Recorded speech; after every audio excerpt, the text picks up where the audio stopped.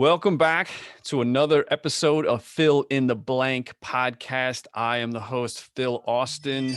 I'm here for another great podcast. I have a very special guest with me. His name is Mike Anthony Davis, also known as Mad Dog Davis. He is also known as The Voice. He is a Army veteran. He is a former EMT. He is a stand-up comic.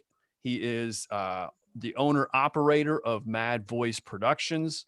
He is also a newly acquired announcer for the upcoming Minor Football League of 2021. So he is a jack of all trades. He's got many talents. And as you will hear in a second, why we call him The Voice. Mike, it's great to have you on the show. Thank you so much for accepting my opportunity to come on. I know that you guys have been having some weather down there in San Antonio, Texas, where this podcast almost didn't happen because of power outages and all sorts of craziness down there. Welcome to the show. Thanks, Big Phil. Man, appreciate the invite. And man, I'm just so honored and happy to see you doing something like this, man. You've always been a great people person, and I'm ready, man, to get this show started. I got goosebumps, and it ain't because I'm cold, because the heat is back on. I can see them from here, man.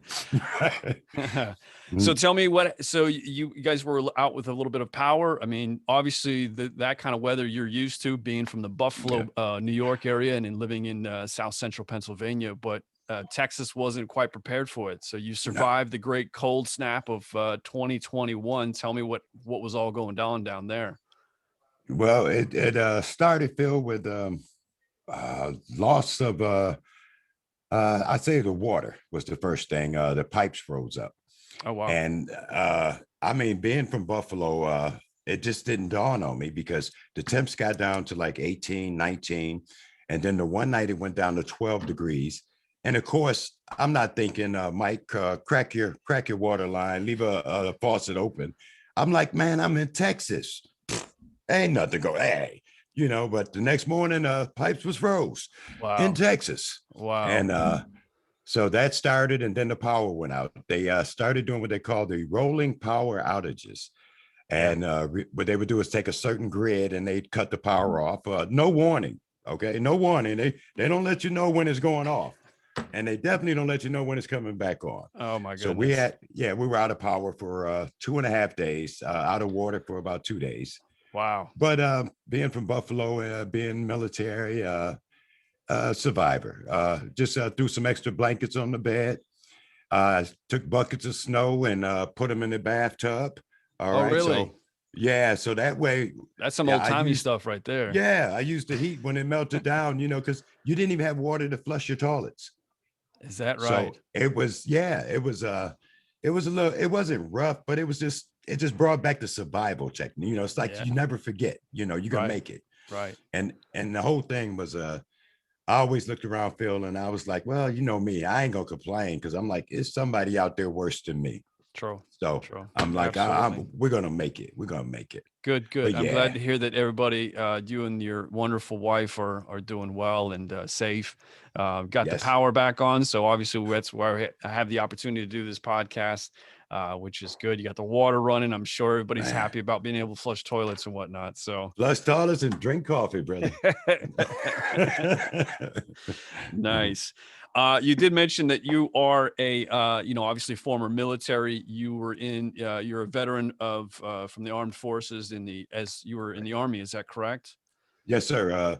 Started out as a tank driver. I used to drive 155 Hauser SPs, the tanks, and was in the PX one day. Me and a couple of my soldier friends, and I had a sergeant major. He heard us talking, and he came up and he said, "Hey."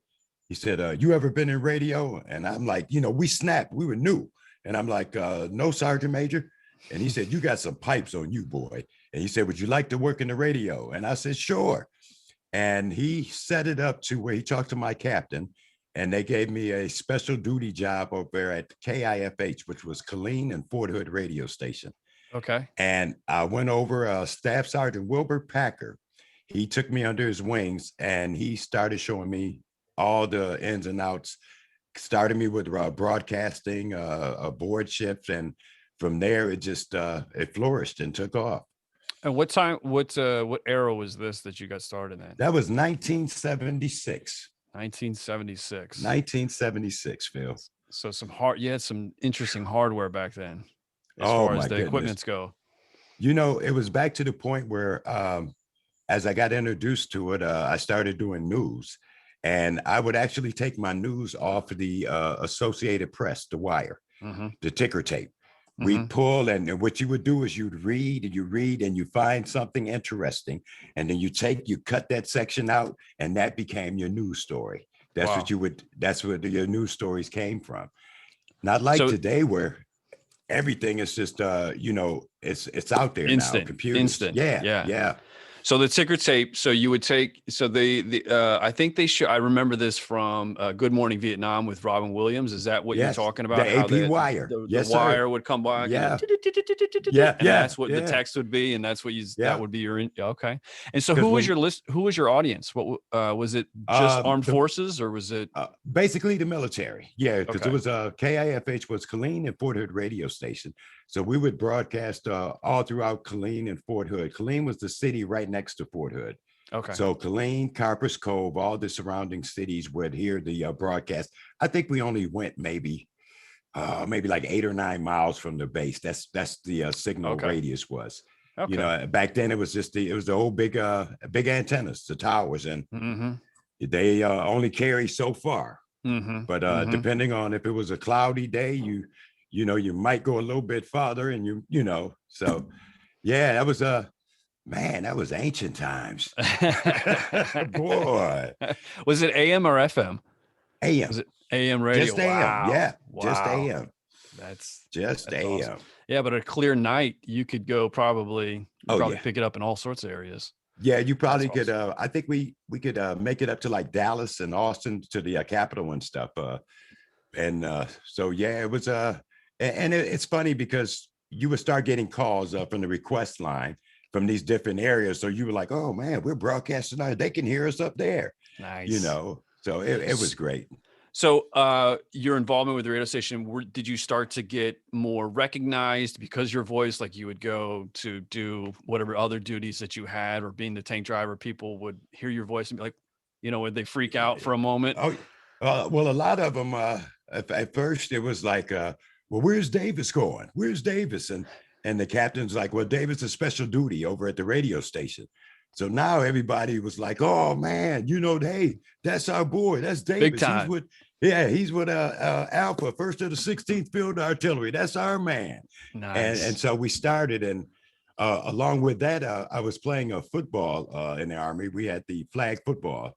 Okay. So now all these different units, we'd be out there playing, and they'd be like, hey, that's the voice. That's the voice. That's the dude on the radio. So it was. Don't hit him too hard, man. Right?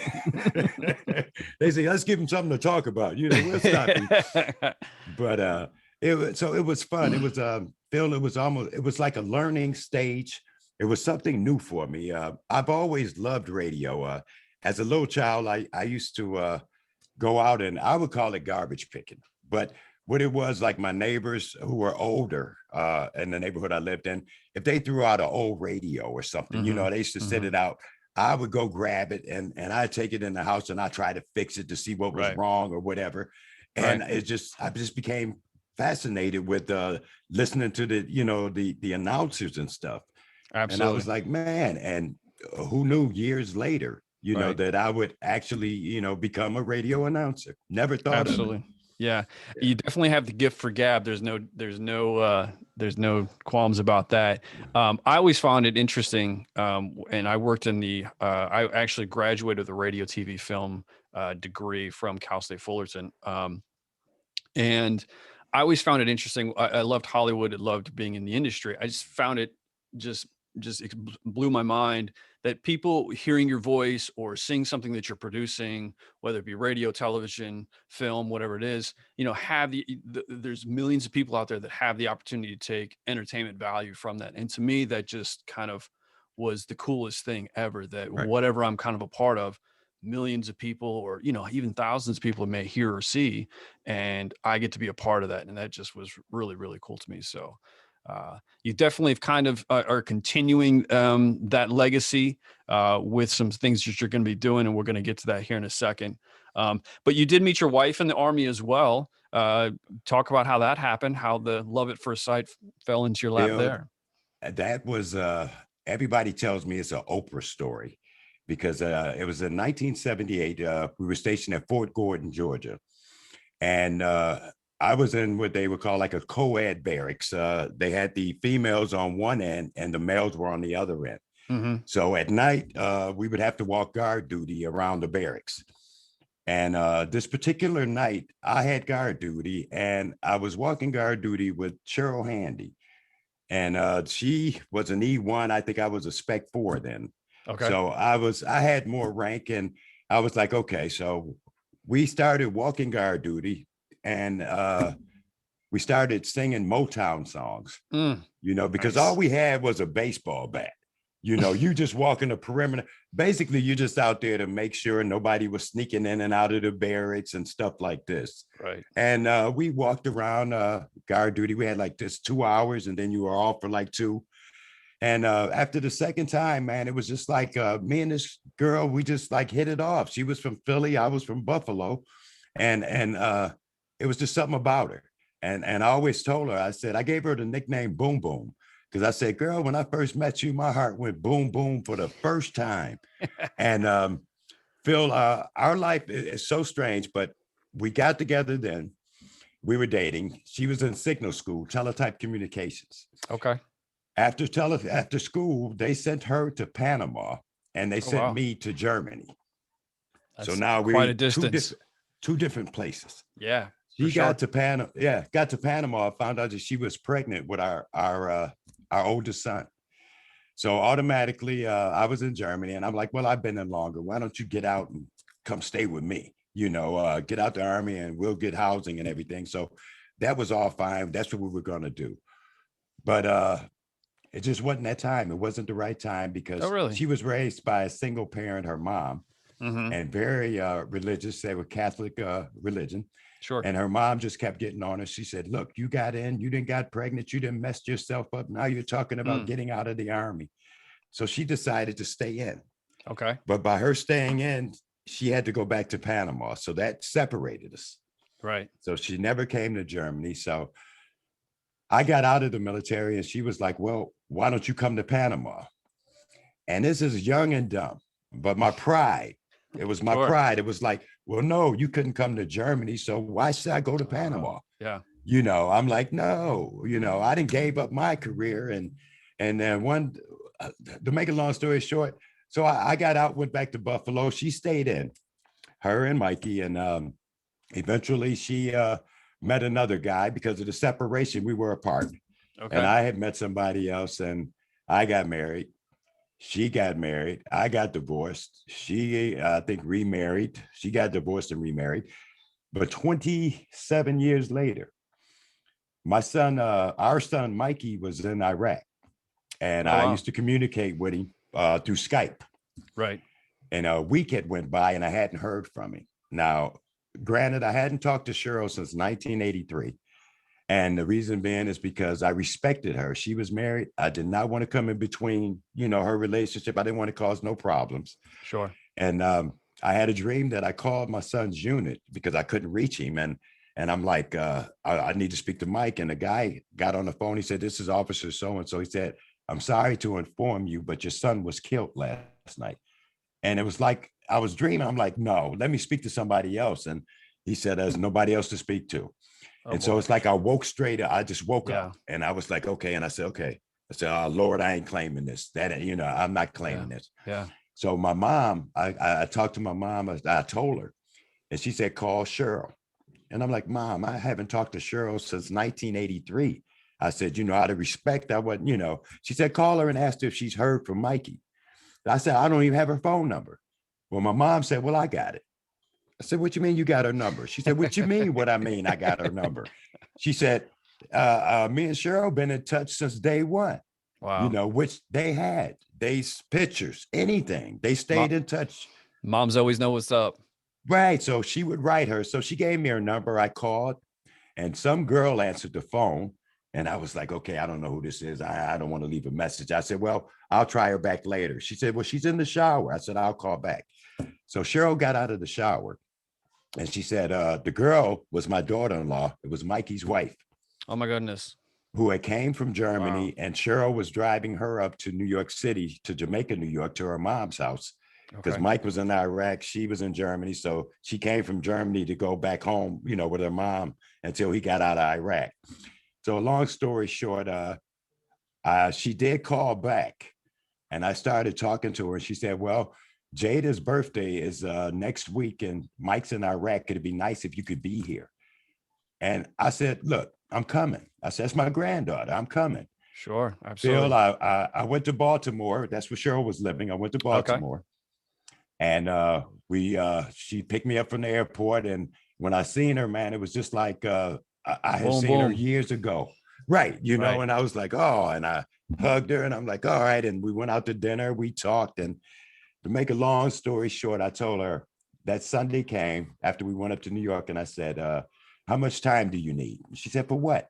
And I said, for us to get to know each other again.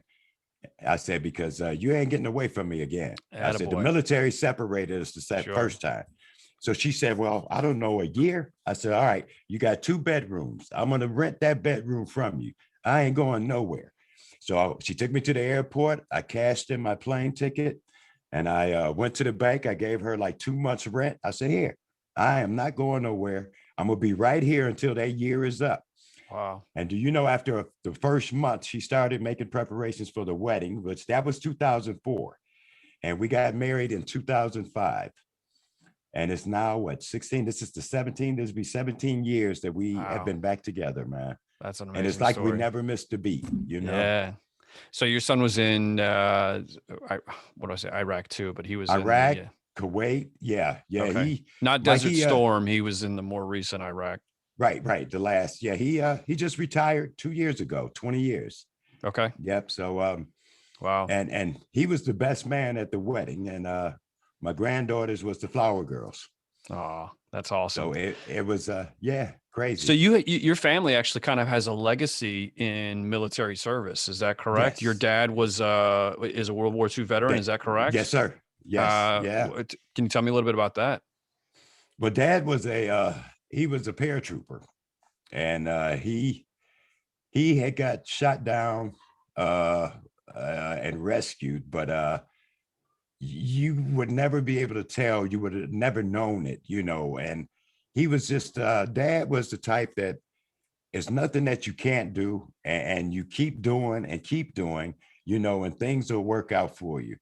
I had a very, very strong father influence, but mom was like the bond to the whole family, Sure, sure. and Yeah, absolutely. I've got a so mom like yeah. that. Oh man, yeah, She's the glue that holds it all together. in the military. Oh yeah, look, mom is the girl, man. It was like I always said, only God and mama knew that, the outcome of my life as far as with Sure. Cheryl. Yeah, absolutely. So But yeah, dad. your dad was a paratrooper. I'm guessing he was Mhm. fighting in the European Yes. okay, tours. Yeah. Yeah, wow. That's amazing. That's amazing. So he was infantry. He was like What did they call it? paratrooper. He was Army Air Force. Back then, they listed him as Army Air Force. I think it was called. Okay.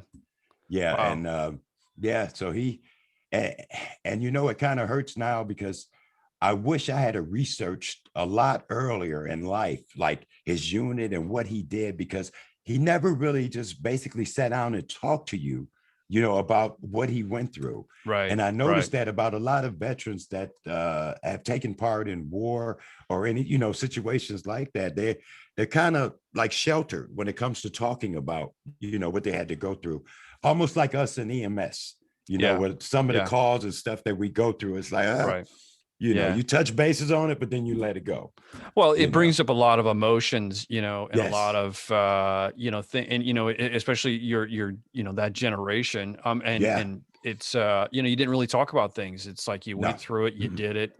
There's a lot of emotions involved. It's not something that's, we want to put Like, out there and remember. Yeah, right. remember and kind of Yeah, relive and stuff. So yeah. yeah, that's you bring up EMS.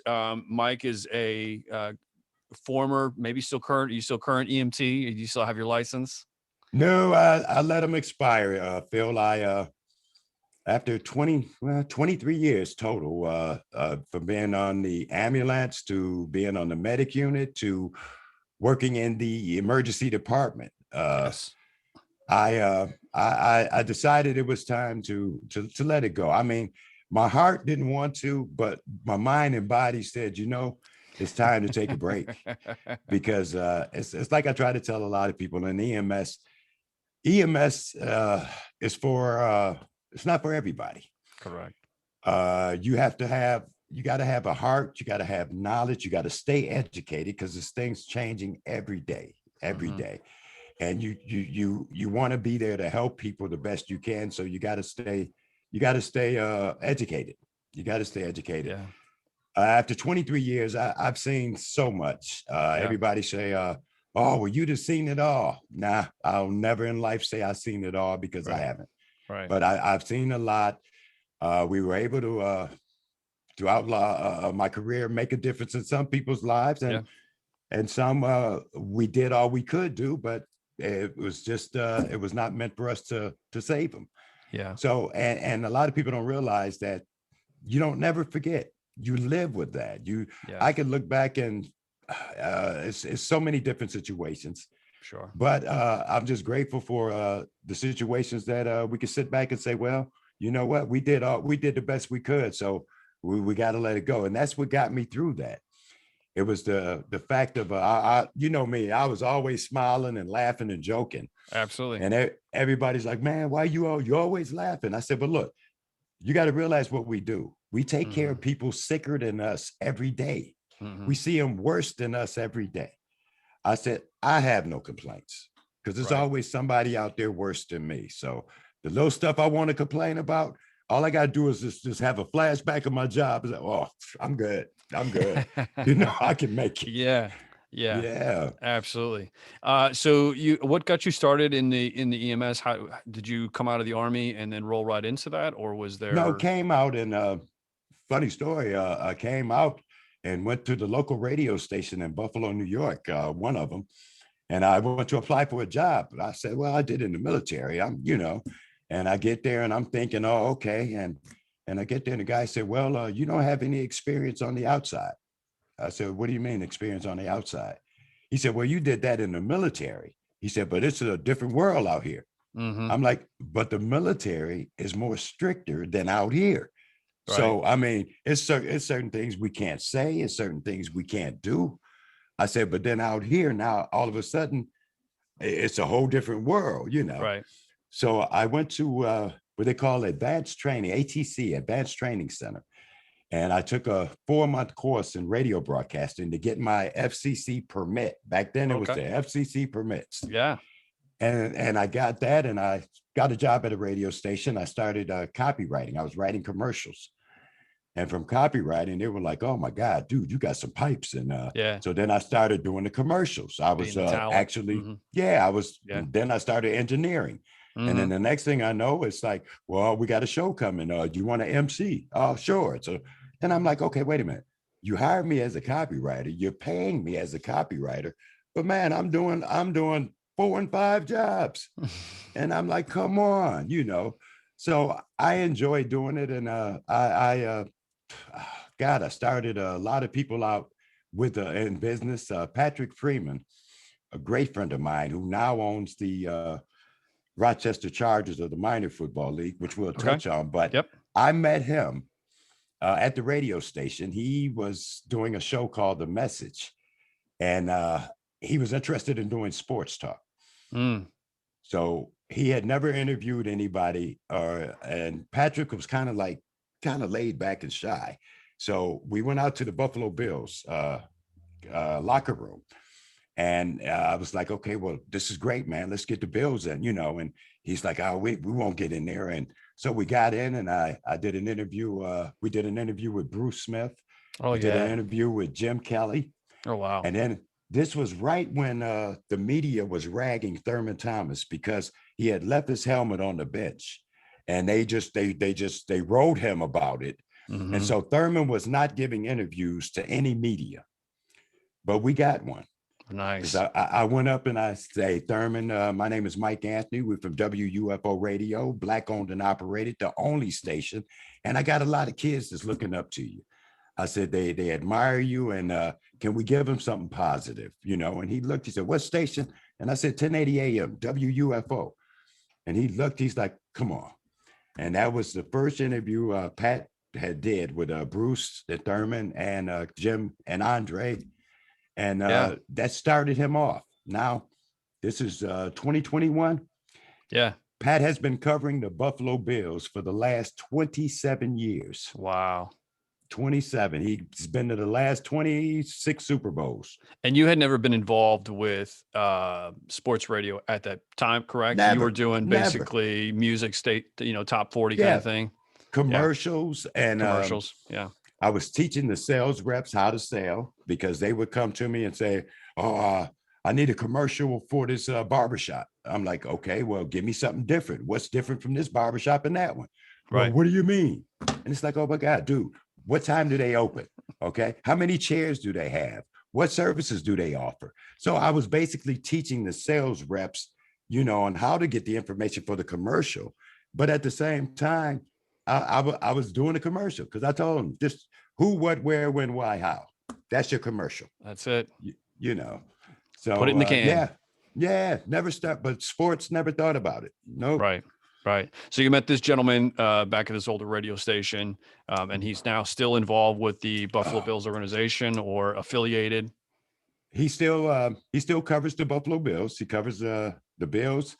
Patrick just released his first book last week. It's on Amazon.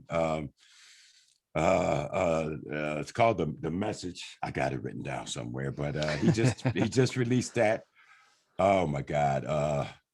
He purchased his minor football league team. Okay. He's the owner of the Rochester Chargers.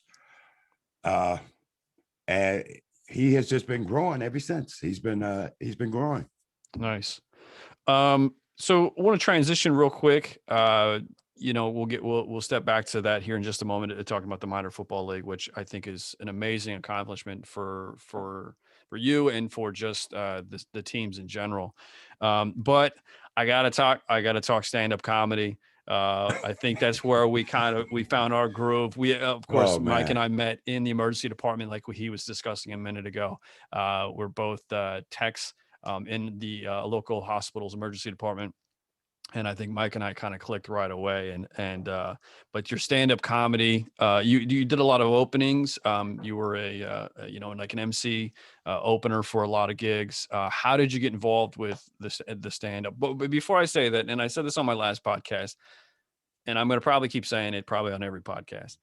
I feel stand-up comedy for the individual is one of the hardest jobs out there in the world. I mean, you can Right. put, you got guys that walk on tight ropes and guys that climb up high towers and, change whatever kind of stuff.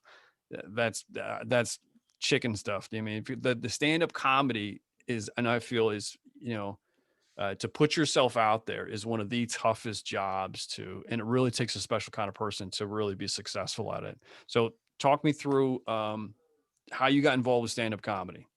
But Phil, it's funny. I always wanted to be a comedian. I mean, wow, I could go back to the Richard Pryor and Oh yeah.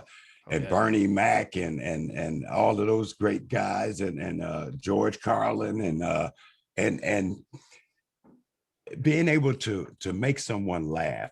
Okay, it just, to me, that's joy. Just to see Absolutely. a smile on somebody's face.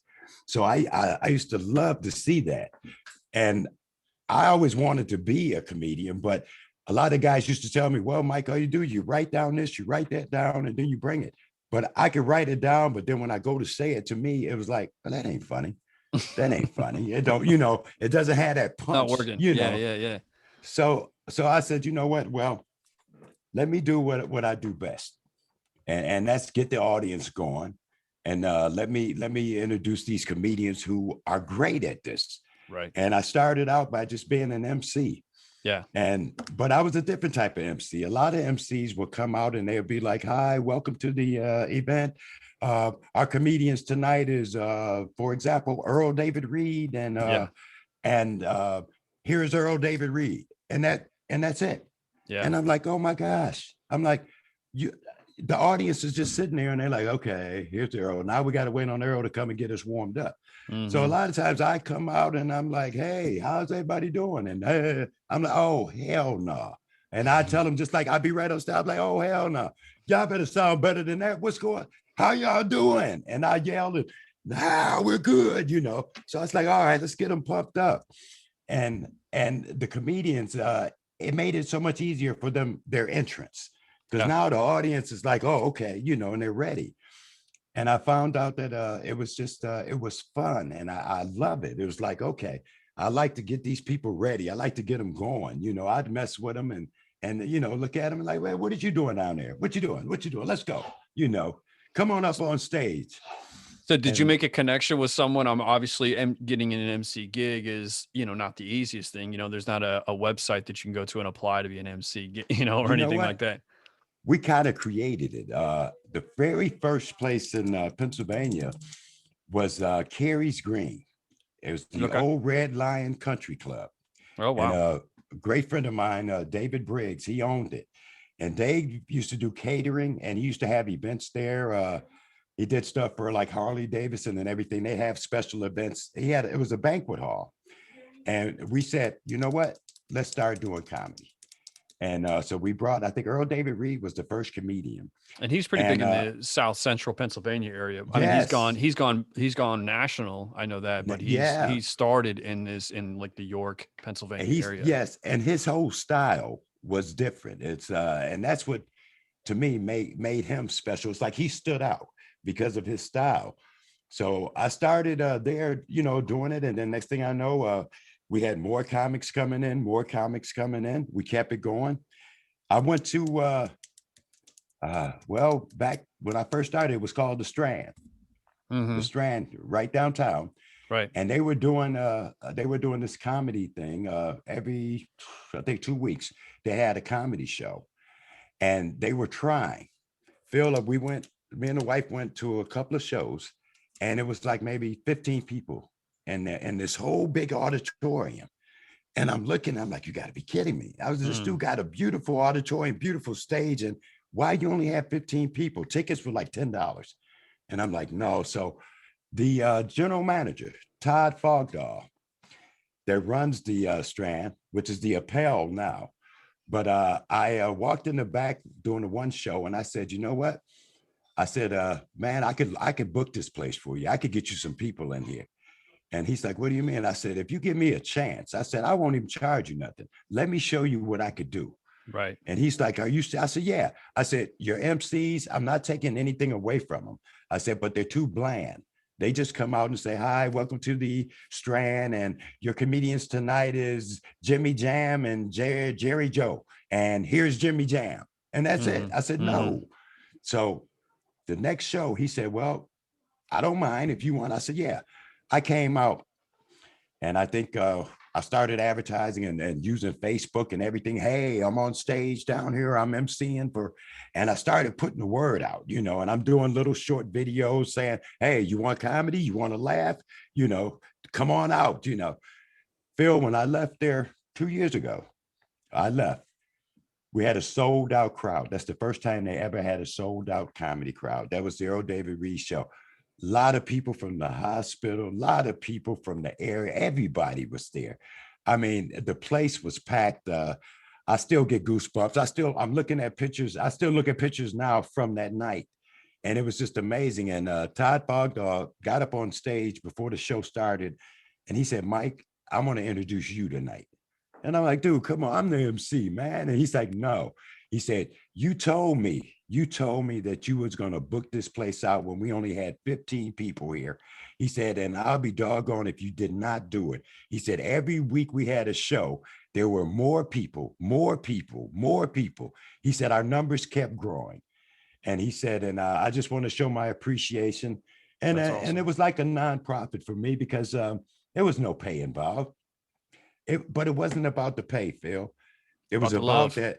Yeah. And it's like, you Yeah. know what? Let me show you what I could do. Man, you got the place here. You're supposed to have this place packed. Comedians need the stage. You know, it's a beautiful area. York, PA needed it. You know, they needed a place for people to be able to come out and enjoy, to sit back and laugh. You know, because once we stop laughing in life, man, you dead.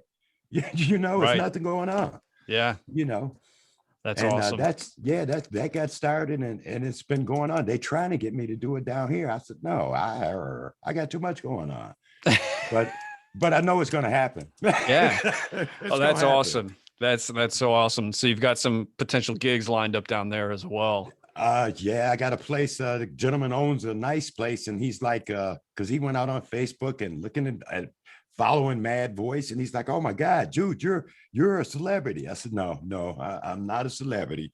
I'm able to do a lot of things. I don't know. I'll never Man take of the many celebrity role. talents. Yeah, but no celebrity. I No, just well, like to see people happy. on the list of celebrities, you're in the alphabet. You're in the alphabet. It Yeah, may not be the I'm, A or I'm in B, there but somewhere. When they get to M, they be like, "Oh, Mad Dog. Yeah, he's one. He's Yeah. one." Hey, you're in there, man. That's all that matters. You're on the alphabet. Oh, so you have your Mad Voice Productions that you're doing a lot of Yes. new stuff with. Are you doing any kind of broadcasting work as of yet? I know, but we'll just jump into it.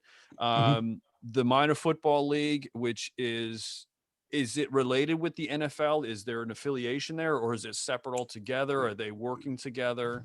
No affiliation. Okay. And the reason being, this is why the league was started. The league was founded in 1993 Okay. by a gentleman whose name is Richard D. Miles Sr. Mm-hmm. Richard Miles played safety for the New England Patriots in the 80s. Wow. He was the safety. So he is the founder and CEO and founder of the Minor Football League. And he developed the league because of the fact that every other sports team out here has what you call a farm team. Right. Baseball has farm teams, hockey teams have farm teams, and the only one that doesn't have a farm team is the NFL. Correct. So what the NFL does is they go right to the colleges Right. to get their players. The whole thing with the MFL is it's a developmental league. The league was designed to take players from the field to the front office. So the whole portion of that is giving them a chance. In the NFL, you got a 53-man roster. Mm-hmm. But what happens to number 54 and number 55, who's just as good, Mm-hmm. but they can't get on that team because of the limit? Right. And the whole thing with it is all the players that have been like in the NFL, you never once had a minority Black person own their own football team. Is that right? If you research, we never had it. The Okay. minor football league is as it stated, it's a league built for the people by the people, and it's almost like if you go back, Phil, to look at the baseball, The Negro Baseball League, is that what the you're? Negro Baseball League. Yeah, which It was just created a lot of it's phenomenal almost players. like the same thing. Yeah. But this, now this league here is giving these players a chance to own their own franchise, because a lot of the franchise owners are former players, Okay. who've never had a chance to own their own team. Right. You played for years doing something you like, but you have never been able to own your own team and run it and to guide people and teach them, it's more to it than just the sport. Because after football is over, you got to have something else. A Yeah. running back's life expectancy is what, 5 to 7 years? Right. A tops. Right. Yeah, it's tops. Yeah. Yeah. So what Yeah, are you going and to do it after seems like that? it's getting shorter and shorter. Oh, And there is, yeah. I mean, usually 2 or Yes. 3 years, and they're no And longer. yeah, once you Yeah. hit that peak, it's like you drop fast. Yeah. And then what do they do after that? Right. So Richard Miles, He's developed this league. It's been around since 1993. Everybody's like, well, how come I didn't hear about it? Well, Mm-hmm. I didn't hear about it until about a year and a half ago. Okay. And I heard about it through the friend of mine, Patrick Freeman, Dr. Yeah. Patrick Freeman, who he purchased his own franchise. He called me. He said, Mike, I need you to do a commercial for me. And I said, commercial for what? He said, my football team. I'm like, Pat, what football team you got? And he told me the minor football league I purchased the Rochester Chargers. So I'm like, dude, I ain't never heard of no minor football league. Right. Now this is 2 years ago, Pat. I started reading, researching, and I was like, well, oh my goodness. I said, you got your XFL football league, you got your CFL, the Canadian Football League. A lot of these leagues are folding. Okay, Rock just bought the XFL. He's in, I guess it's a group of them, but I think the Rock has, he's got something to do with that. Yeah.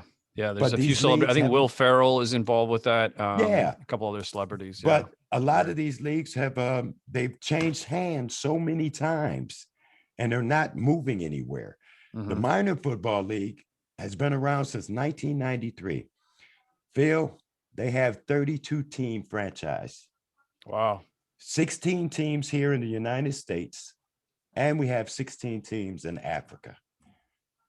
Wow. And this is a first. This is That a is a first. first.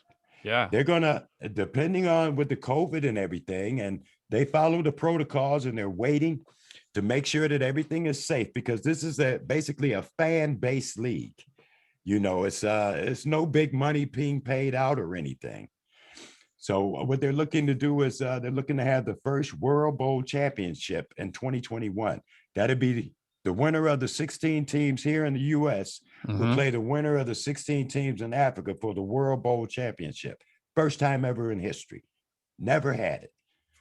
And so Wow. it's a lot coming. The minor football league, if anybody's interested in trying to find out more about it, all they got to do, go to mflishere.com. There it is. And yeah. it's great. So you did this commercial spot for the Rochester Chargers, and now you are affiliated with the league itself. Yeah, from the commercial.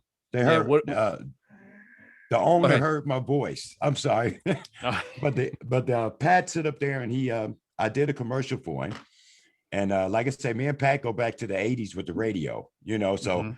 He was like, oh my goodness. He's like, who was that? And Pat said, well, that's a friend of mine. He said, man, I need him. I need him to do our commercials for the minor football league. So next thing I know, I get a call from Dr. Richard Miles. And he's like, I heard what you did for Pat. And I want to make you the voice of the MFL. I'm like, excuse me, who is this? I was like, who is this? What? The what? Voice of what? And so anyhow, I became the voice of commercial production for the minor football league. Okay. So I do all the commercials for the 16 teams here in the United States. I do commercials for we got a team here. We got 3 teams in Texas. They got teams in Philly. They got a team up in New York State. Pennsylvania has a team. Mm-hmm. They're scattered throughout the states, North Carolina, Florida. I mean, mm-hmm.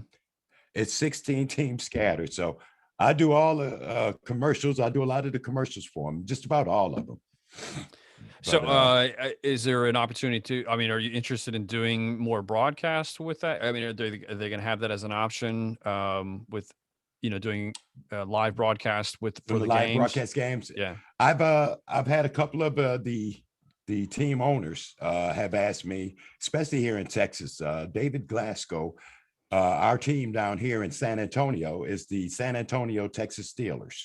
Okay. I know, right? It's like the Steelers, come on. No, but so that's the team here. Then we have the Texas, oh my God, you got the team. We got one team in Houston, and we got a team up in Tyler, Texas. Okay. So we have huge 3 football teams area. in Texas. Huge football town. Yeah. Oh, yeah. Unbelievable. Down here with football, these kids, man, I kind of wish I had played high school football in Texas because it's just it's unbelievable, man. The fields that they have, not only that, but the training and mm-hmm. the coaches, these boys are they're trained and built, man. And I mean, if you ever want an opportunity to go somewhere, they give you a great start right here in Texas. The training and stuff. So it's almost like, okay. And they were like, Mike, you want to, we might need you to broadcast the games. And it's like, dude, you know what? I like that, but I'm happy where I'm at. I'm happy. I want to get people pumped up to come to the games. I said, now down the road, I might, We'll see what happens. yeah, commentate a game or something. But right now, it's I like to reach the people. I like to see the smiles. Now, is it with the minor football league? Are they going to be having any kind of television rights, radio rights? Are they They're working on working that? in the process. Yes, in the process of Okay. working on that now. Okay. From what I'm told, yeah, the board of directors, they're trying to get something together with that. They also have not only the players, but they have dancers. And one thing about it, each player that plays for the minor football league, they sign a contract. And the contract is that they have to give 100 hours to community service, each player Wow. and each state. So it's designed for them to give back, to teach, and to help others as they're coming up. And see, all of that plays like a big role with me because to do the commercials, I got to go in depth. Okay, so what does this entail? What is this about? So Mm-hmm. now I'm getting, and I'm like, are you kidding me? I'm like, man, that's great. Okay, you got Yeah. these players who's giving back to their communities, Yeah. and helping these kids and guide them because that's what we need to do. We got to guide them. Right. It's That's an so amazing easy, man, to philosophy. fall off. Yeah, Yeah. it's easy to fall for the almighty dollar and Oh man. just get, try to gain, and stack your money stacks Right. as big as you can and keep growing that way. But to change the philosophy, say, hey, this is a community-based league, for the Yes. local cities, that Yes. people can really rally behind. It's just not about Right. spending the money, buying the No. merchandise. It's more community where everybody kind of shares And with each one of the teams. exactly. And the one thing that really got me was the ticket sales. Now Hmm. they play a 10-game season, 5 games home, 5 away games. A season ticket is $100, and that's for all 5 games. Hmm. But each season ticket admits 4 people, a family, to all 5 home games for Wow. $100. So now you're giving a family a chance, Hmm. to come out, man, for Sure. $100. Hey, I could take 4 people to all 5 home games for $100. So it's not, like you said, when you said about the money, it's Hmm. not about the money, but it's about the community, bringing people together, doing something and something where they can have fun. But Absolutely. then here comes that tie, taking the players from the field to the front office. They're training them, they're teaching them so they can own their own franchise one day. Oh, okay. Nice. Yeah. Yeah. So it's like once you get finished playing ball, you don't have to give up what you love. Now It's you like could, like an apprenticeship program. yes, yeah. That's And it's like amazing. it's great because I was like, man, if it was something like this around when I was coming up, I might not have joined the service. I probably would have been, but then that Yeah. would have just, so Right. it's like opportunity is out here, and that's what we're trying to do. I'm trying to, I guess, trying to keep working with people and helping out any business or organization that is trying to do something positive. That's where I come in. That's where it's like, well, dude, you need to reach the people. Here I am, the voice. I'm the voice. Let's go. That's it, You man. know, and that's what I try to work and try, and I get more joy out of that than anything. Absolutely. Absolutely. One of the things that's always kind of inspired me, just our relationship, and our friendship that we have, is just you seem to always be taking on a new challenge. You always seem to be kind of gravitating towards a new venture. And it's, however you can help others, however you can encourage others, however you can motivate others. And that's one of the big things that, I feel, that why I look up to you as a mentor in that regard, because I say this guy gets it. He's out there, he's making it happen. And it's not about himself. It's not about what he can do, but what he can do to build others. So, and you always got another venture up your sleeve. It seems Right. like, that's what it drives me. I don't understand. Like, Every time I Phil, talk to you, you got your fingers in something else, man. It's I don't awesome. know what it is, Phil. It's like I'm a magnet to stuff coming toward me. Uh, just recently, last week, not to get off the subject, I was talking to my cousin. He's out in Los Angeles, Okay. Randall Davis. And Randall, he has been working out in Hollywood for the last 28, 29 years. He's a script writer. He's been an extra on a lot of different shows, from Sure. Martin to you name it. Okay. And he wrote his first book this year. Last month, he just released it. And it's called A Piece of Me, A Black Mm, Man's Journey to Love and Commitment. And I read it, and it was just something about the book that touched me. The way he was speaking, it was like, man, I've been through this. I've treated women like this, and I, and it's like, oh my God, you know. So I don't know why I sit up there and I recorded like the first chapter, and I sent it to him. I said, Randall, I said, man, look, I said, bro, that sounds like me. And I he listened to it. He's like, family. He said, oh my God. He said, I had a guy, a friend of a friend said, you need to have your book done, audio book. He said, after listening to you and read that chapter, he said, Mike, you got to do my audio book. I'm like, Randall, I haven't done, I've never done an audio book. He said, well, this would be the first. you got to So break the ice. that's that's one of the projects I'm into now. That's I'm awesome. working on his audio book. So it's almost like every time I take a step, it's always something coming, from here or there. Something is it's like something's in the waiting for me. And I Hmm. just look up and I just think I thank the most high, man, for Absolutely. just Very being blessed. able, yeah, being able to be there and to make a difference in a lot of people's lives. But to me, everybody's like, oh, you're this, but radio. I'm like, man, dude, it ain't nothing but a regular voice to Yeah. me. I just enjoy it. It's not a job, just like EMS.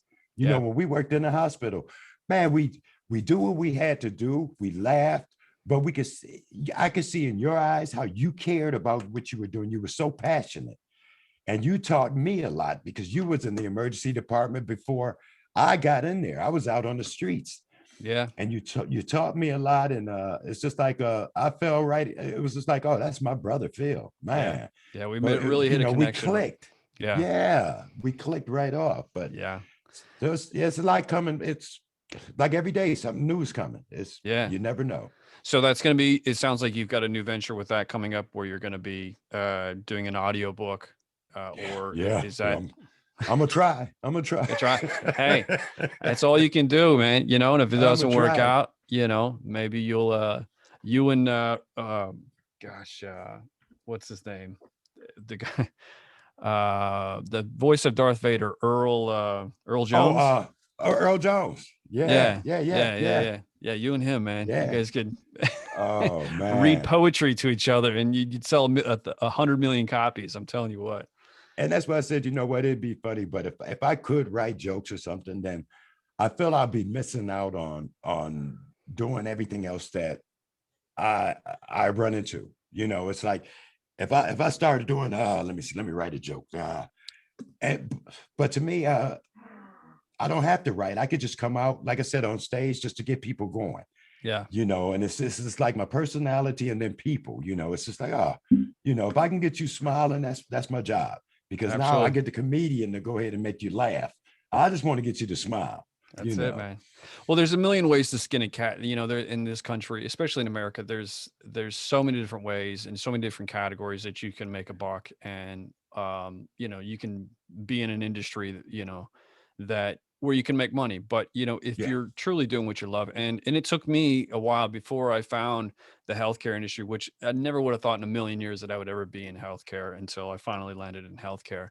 But I can say for 1,000 times over that I truly love what I do, and it's because I get to be myself. I get to be I can be funny with people. I can be honest with people, and I don't have to ask for a dollar at the end of the day. I'm just Exactly. being genuine, Just being being myself, and yourself. being Yeah. absolutely love it. And I find that a lot of people kind of they just settle because the money's good, or well, eventually maybe I can get to this spot. But if you're not doing what you love, if you're not putting yourself out there, and you're going to fail at times, like you said, Oh you're yeah. going to fail at times. Um, and that's what life's about. It's about failing forward and picking up the pieces after that. And once you fail, to say, okay, that didn't work out, but Right. if I didn't try, I would have never known. And You would have never known. you would never know, and you emulate that, or I don't even know if that's a word, but No, right.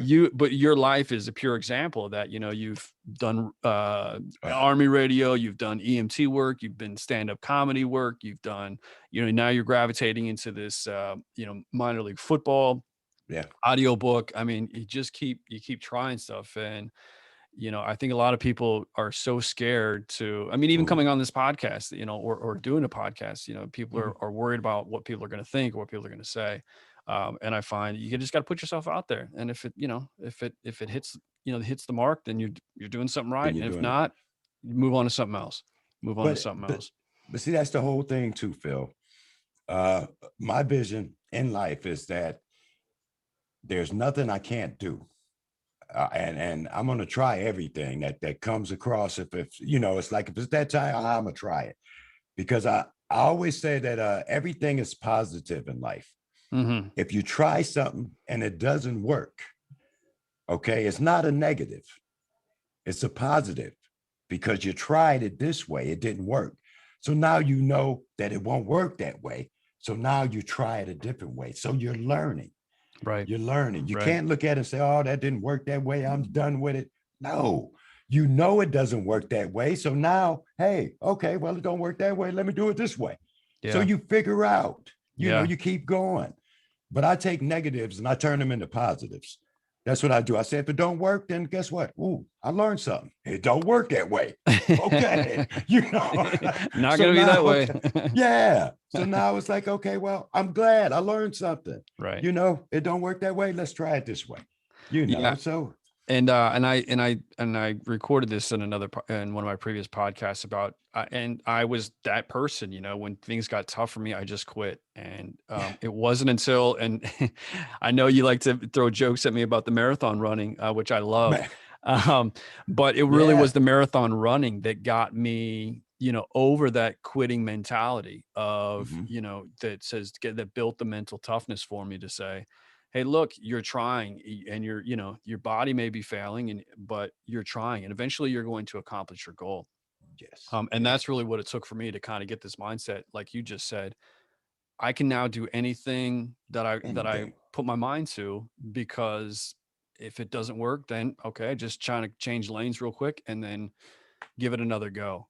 So you have that, I think, just that uniqueness, and that um, you have that just already built into your mindset, that it just, that you just keep going, you just keep plugging away, and things start to work out in your favor. Not in your favor, but just they work Sure. for you. They work for Yeah. you. So Yeah. yeah, that's That along with, I guess, it all boils down to also too is I guess the way I was raised, I was blessed, man. My parents both passed at the rightful age of 86. oh wow, Okay, full both of lives, them, mom full and lives. dad. And Yeah. I mean, it was five of us and two boys and three girls. And of course, I'm the baby of the family. So I You got couldn't away get with away with everything. nothing. I couldn't. Look, Oh, man, they they knew it was coming. They knew.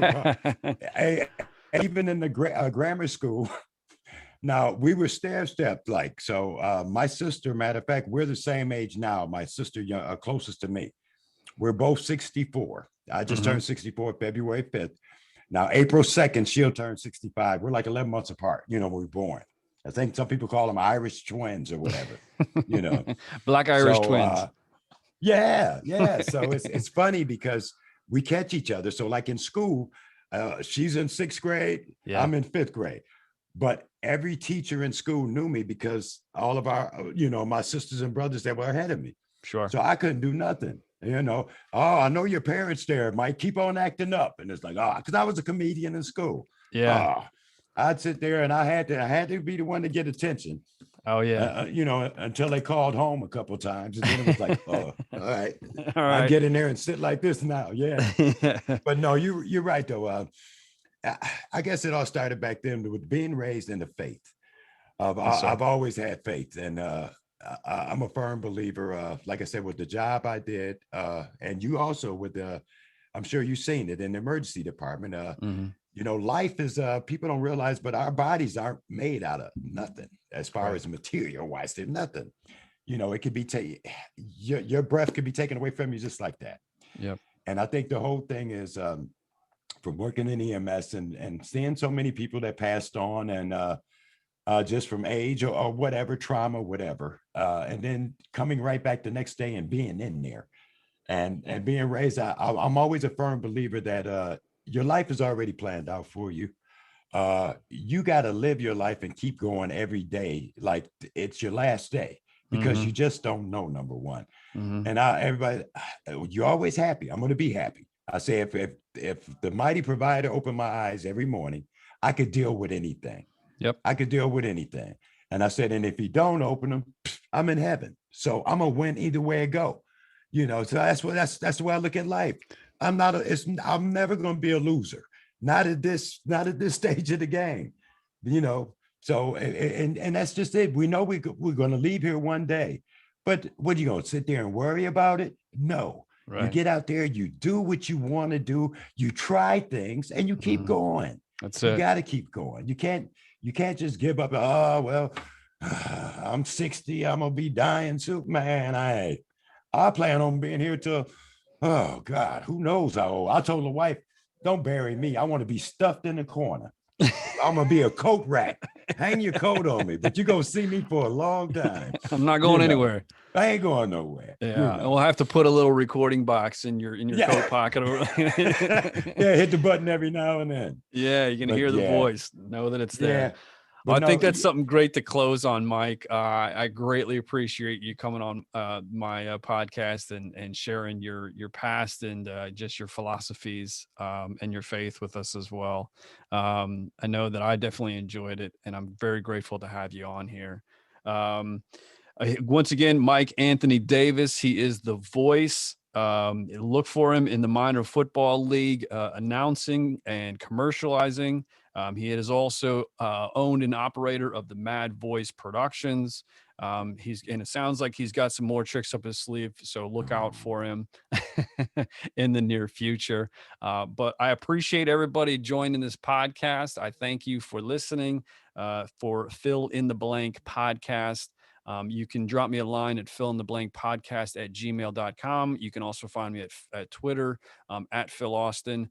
I'm on Facebook with Fill in the Blank Podcast. Any kind of outlet you can find us.